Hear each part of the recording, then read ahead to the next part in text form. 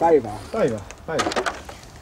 Teillä oli tällä aamulla lehdessä 76 vuoden korolla.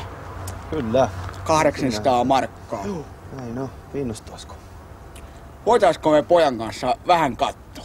Totta kai. Siitä vaan. Ihan rauhassa. Aloitetaan.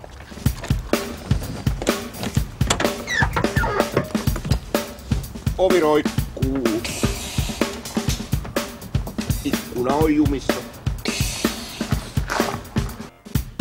Lattiassa kananmunan kokoinen reikä.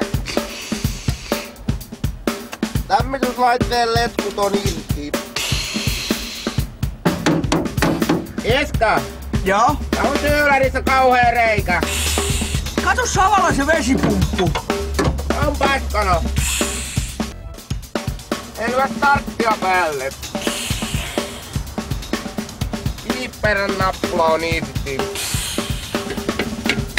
Ja patari on entinen. Bensatankki vuotaa.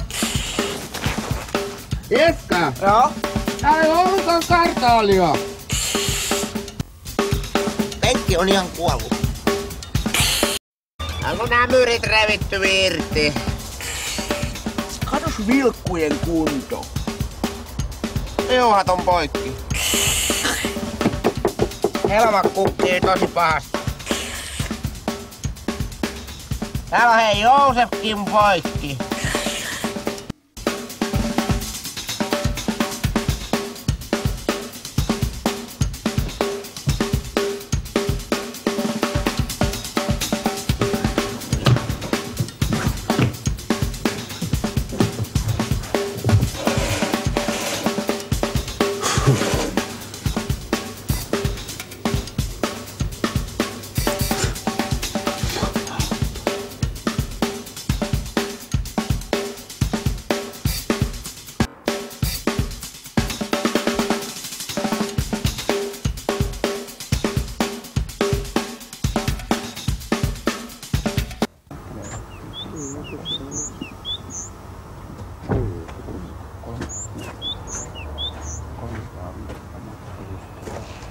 No niin.